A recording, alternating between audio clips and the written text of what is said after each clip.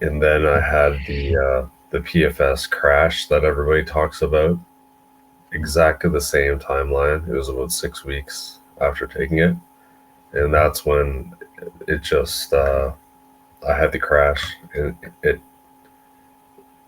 it's anyone who has it knows that it's impossible to describe to someone who hasn't gone through it. Felt like there's poison coursing through my veins, and I went to the ER. I don't know. I felt like I was gonna have a heart attack or something.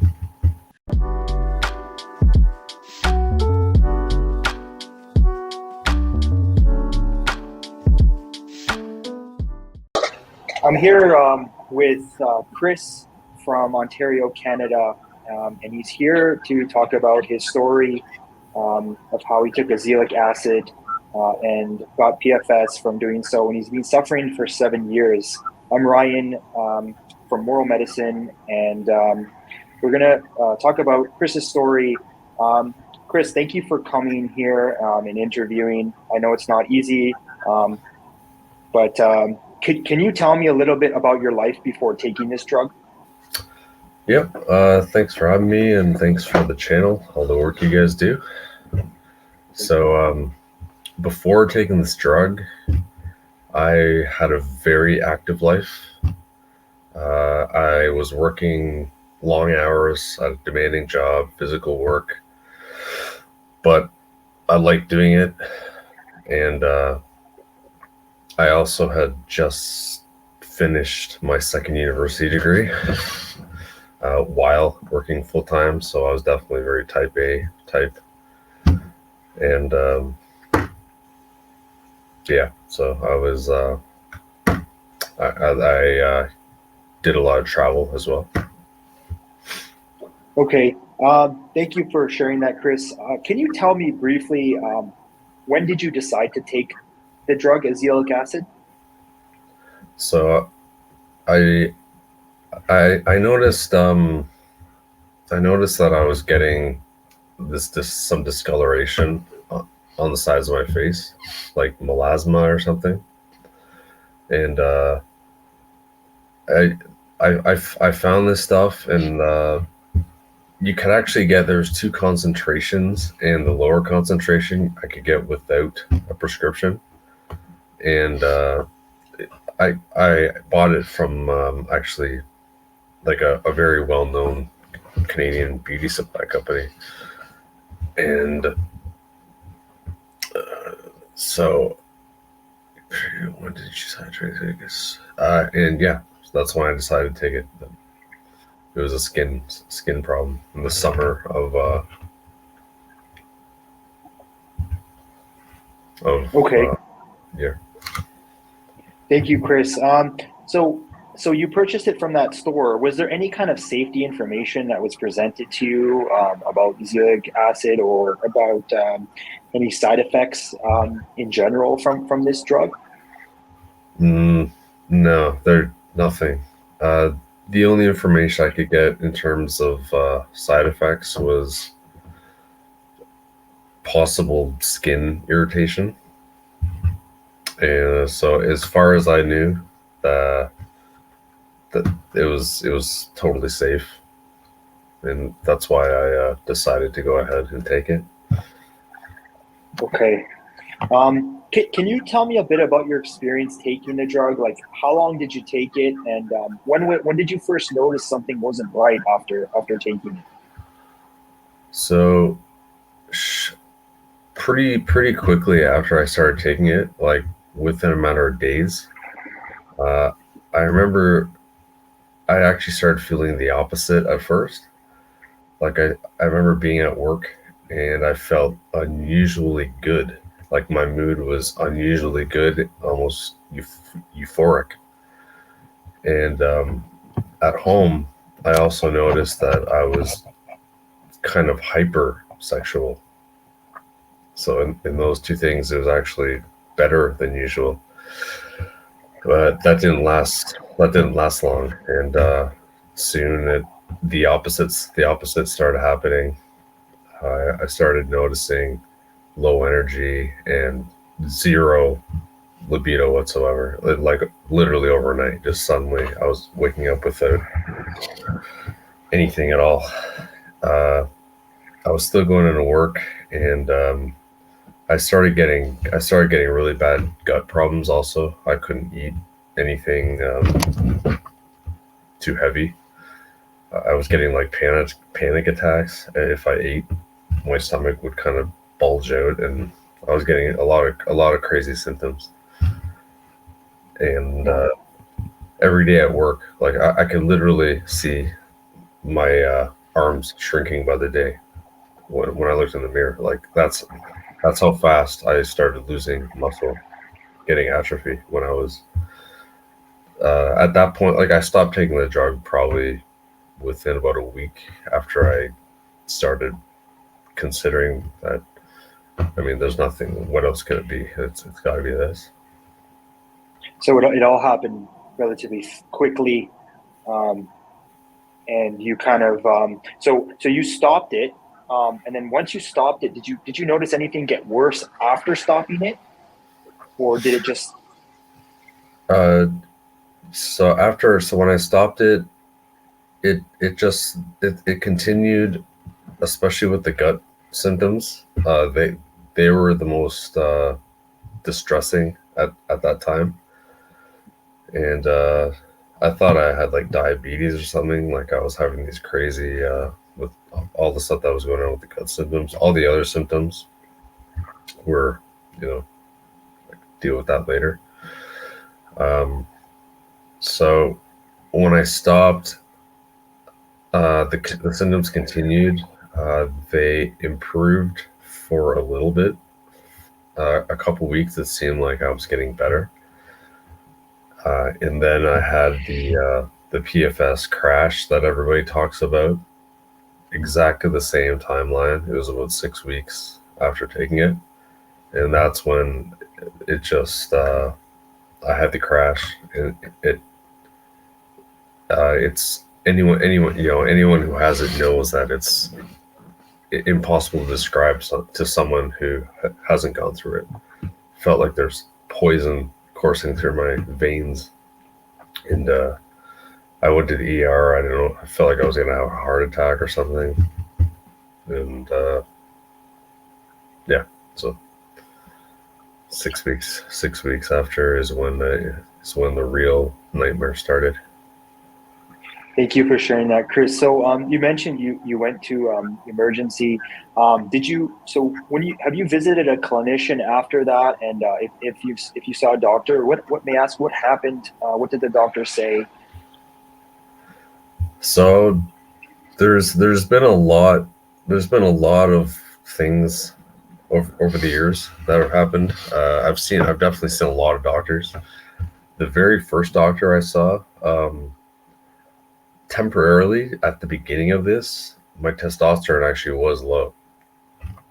Uh, Later, it would stabilize. Like I know that's not the issue, but so he gave me right away without even uh, doing like working up a proper blood work or sending me to a endo or anything. He gave me just androgel, and I didn't really want to go on it yet because I didn't know anything. There was so much more that was going on. I knew that wasn't the core root of the problem.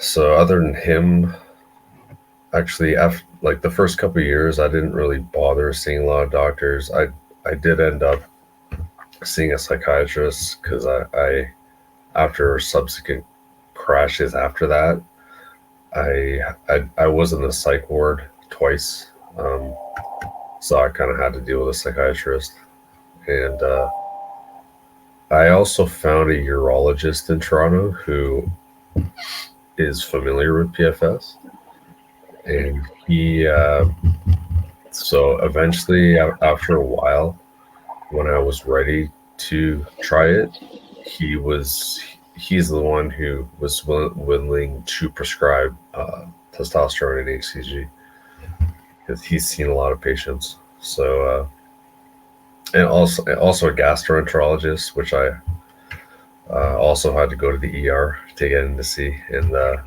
that was for the bowel problems that I was having because they got really severe at one point. There was a doctor in Toronto that actually knew about PFS, which is very very rare. I mean, uh, as you probably have been to doctors, and it was probably a surprise you even knew about it. Um, so yeah, sorry. Uh, yeah, I mean, I got his info from, I guess, one of the forums, and I just decided to reach out to him, and surprisingly, he responded in email, and he just told me to get a referral from my family doctor, and it's been pretty easy to see him actually. He's a nice guy. He's totally sympathetic with it, and he's willing to do what he can in his power. He's a urologist, so he's kind of limited to certain things. But So Chris, how long have you been off the drug now? So you said it's been 7 years. yeah, it's approximately 7 years. And I mentioned to you before that prior to that, um, I actually had tried finasteride like 5 years prior to that, and I stopped it because of side effects, but I recovered fine from it. But it would, Okay. but then the second time that I took this 5-AR inhibitor is when, and this seems to be pretty common that a lot of people get burned the second time they take something. So I feel like my prior use of finasteride might have like predisposed me to this. And you said you got side effects of finasteride. What kind of side effects did you get when you were taking it? Just the typical. I mean, at first I had like really bad sexual side effects, like numbness, and I was willing to push on a little bit from that because they say that the side effects will go away. But then I started getting just completely unexplained kind of anxiety, depression, like just feeling of doom. I remember one day at work, and I've never felt like that in my life before. And that's when I was like, okay, I'm stopping this stuff. This is doing something more than just sexual. It was affecting my head. Thank you, Chris. Can you describe your current symptoms right now? What you're experiencing day to day? So currently, a lot of the symptoms have gotten a lot better. Um, my current the symptoms that remain uh, mildly to very debilitating, and it can still range because I can have periods where I'm doing well and periods where I'm not. Um, my main symptoms now would be I still have muscle weakness, especially in my legs, and fatigue. Um, the sexual symptoms, I'm able to have a relationship. It's not like it would. It's not possible, but my libido definitely isn't what it used to be, and I'm I'm kind of intolerant to exercise. Like I have to kind of be careful about how much exercise I do because it makes me worse. And also with sleep, like I absolutely need to get like 8 or 9 hours of sleep, like every night, or else these problems just get so much worse. With depression. If I don't get enough sleep, I start feeling suicidal again, and it's so so. In a nutshell, like weakness, depression, fatigue, uh, and yeah, those are the main symptoms I'm dealing with right now. Very, very very debilitating. It's very difficult day to day. Would you say? I guess. Yeah, and I mean, I also, I still feel that emotional numbness that people talk about. Like I've been on disability from my work for a long time because there's no way I can do it, like the physical aspect and the hours and everything. Chris, can you describe the impact PFS has had on your life these last 7 years? Well, uh, I had to stop working, so it took my livelihood. Uh, I've been I've had so many crashes and just traumatic experiences. I've been in the hospital. I can't even count how many times for different symptoms. Um, I haven't been able to. I've I've had girlfriends and I've dated, but I haven't been able to maintain a relationship. And this was kind of because of the emotional numbness. I just can't connect with people. So everything important, really. I mean, I eventually I managed to start doing some work remotely. Like I learned a new skill. It's kind of more of a side hustle than anything. But yeah, I mean, it's. I also had to. Well, I didn't have to, but I moved overseas at one point, and it was kind of a positive thing for me to do because it gave me a new. I don't know, gave me kind of felt like kind of a fresh start, and also the cost of living, obviously, like what I'm making now is very little. So a lot of life changes that have been forced on me and that I've made since this happened. I'm sorry you've had to go through this, Chris. How have your family and friends reacted to this condition? I mean, my my friends. I mean, most people don't really know what to think. And at one time when I was in the hospital, like my friends, they visited me quite a bit, and I, I I think I mean I think they believed me. I don't think they they were like trying to think that, oh, it must just be anxiety or something. But I think that my family, at least at the beginning for a while, probably thought that it was just a mental thing, and that I wasn't cooperating with a psychiatrist, and that almost like blaming me somewhat at one point when I was at my worst. One of the times when I was at my worst. But now I think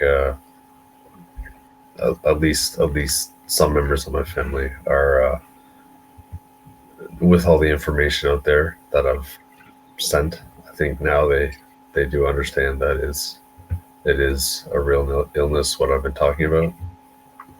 It's not just some mental problem that I have. And you know, and I really appreciate you coming forward and sharing your story, because the thing is until this condition is actually recognized by the medical community as a whole, we're going to need people to to share their story, to make awareness. That's how I truly believe this will be this will come to the light, and there will be official cure for this. Chris, do you feel like you had any warning or possible information from that shop where you purchased azelaic acid, or do you feel the possible consequences of taking the drug provided informed consent that from taking it? No, absolutely not.